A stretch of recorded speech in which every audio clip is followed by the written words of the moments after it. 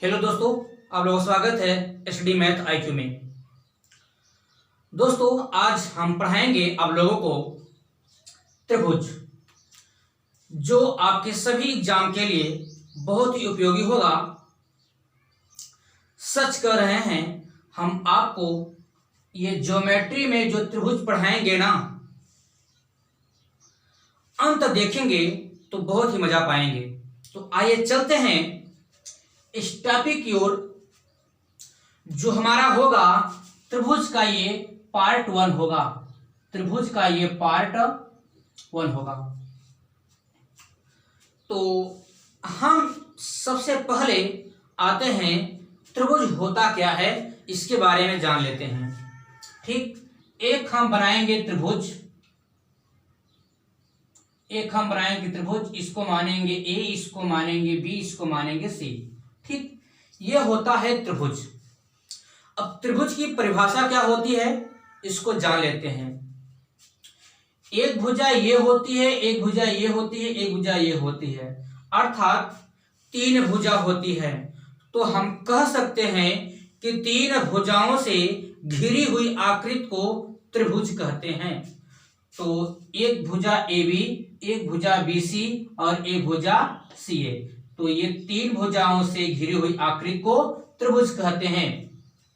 ठीक, तो हम यहां पे मान लेते हैं क्या, इसको एक कोण मान लेते हैं, इसको एक कोण मान लेते हैं, इसको एक कोण मान लेते हैं।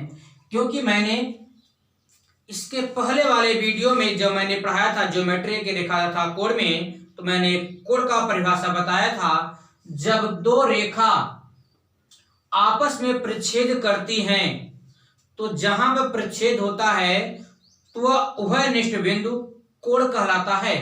तो यह एक रेखा ये आएगी, एक रेखा ये आएगी, देखिए हमें मिलान हो गया, तो क्या बन जाएगा, ये कोण बन जाएगा। तो आइए हम जानते हैं कि त्रिभुज के 3 कोणों का योगफल कितना होता है, 180 अंश होता है। तो कोण ए प्लस कोण बी प्लस कोण सी बराबर कितना हो जाएगा, ये 180 अंश हो जाएगा। ठीक, तो त्रिभुज का परिभाषा जान लिए कि त्रिभुज क्या होता है। 3 भुजाओं से घिरी हुई आकृति को त्रिभुज कहते हैं। तो ये थीटा एक कोण ये हो जाएगा, कोण ये हो जाएगा, कोण ये। ठीक, तो जब 3 कोण हो जाएगा तो हम जानते हैं कि त्रिभुज के 3 कोणों का जो योगफल होता है वो 180 अंश के बराबर होता है। ठीक, तो आइए चलते हैं अब आगे, कुछ और महत्वपूर्ण बात करते हैं जो आपके एग्जाम के लिए बहुत ही शानदार क्लास ये होगा।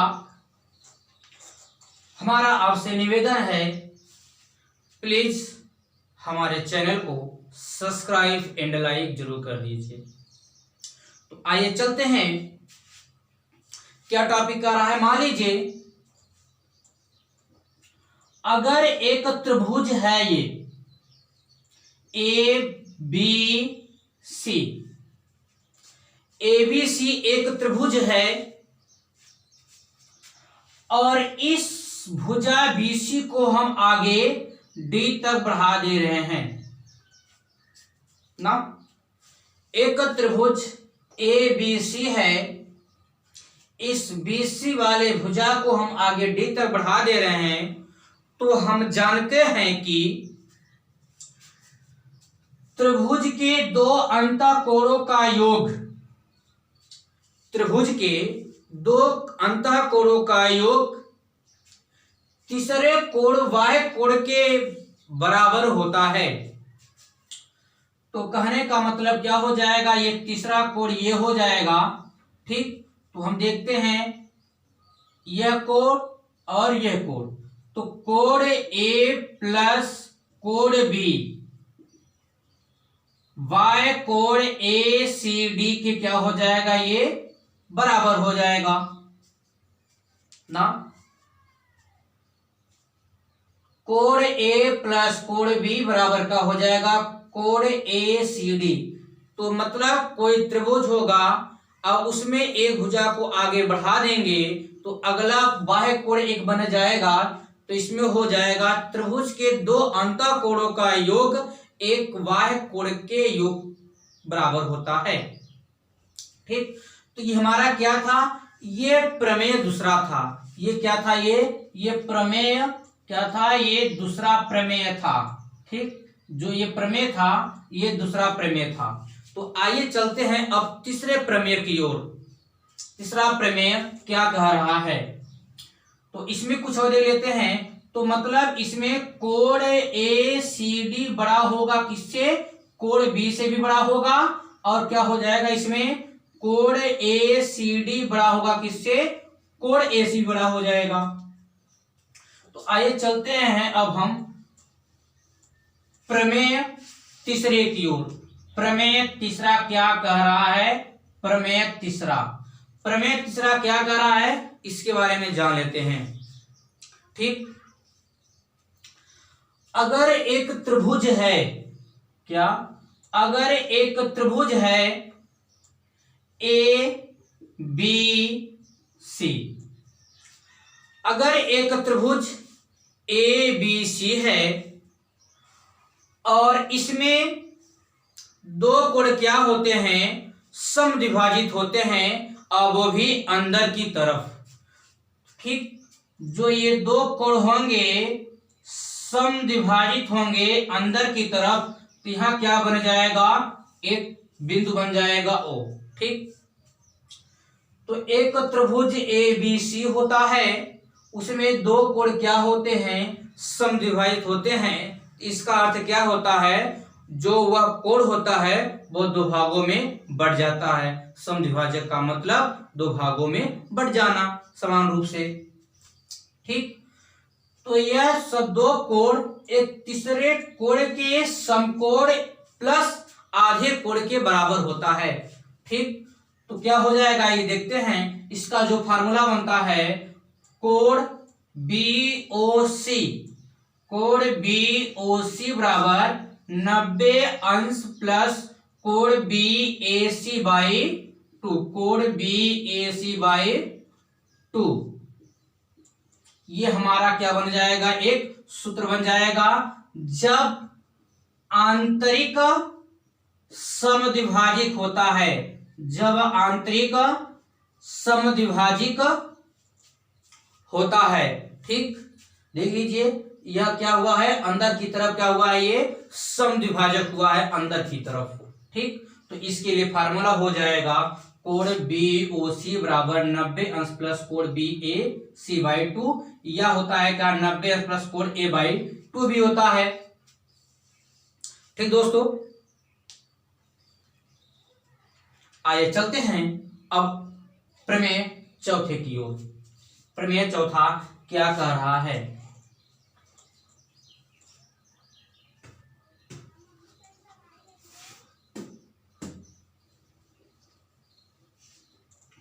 प्रमेय 4।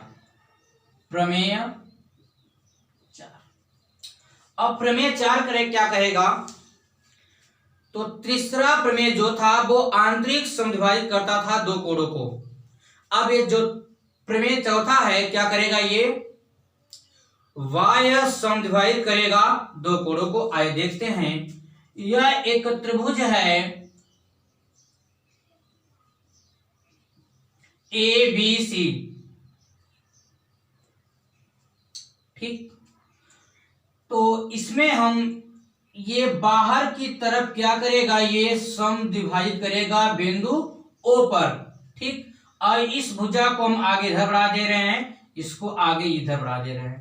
तो कोण हो जाएगा BOC बराबर क्या हो जाएगा, कोण BOC बराबर हो जाएगा 90 अंश माइनस कोण BAC बाई 2, BAC बाई 2 हो जाएगा। ये कब विभाजित करता है, बाह्य कोण, क्या, बाह्य समद्विभाजित करता है, समद्विभाजित करता है ना। ये जब बाहर की तरफ समद्विभाजित करेगा तो आपके लिए फार्मूला हो जाएगा कोण BOC बराबर 90 अंश माइनस कोण BAC बाई 2 हो जाएगा। दोस्तों अगर ये हमारा जो क्लास चल रहा है अगर ये आपको समझ में आ रहा हो तो प्लीज हमारा आपसे निवेदन है कि हमारे चैनल को सब्सक्राइब जरूर जरूर जरूर कर दीजिए। तो आइए चलते हैं अब प्रमेय 5 की तरफ। प्रमेय 5 क्या कह रहा है, बहुत ही शानदार तरीके से आपको हम बताएंगे।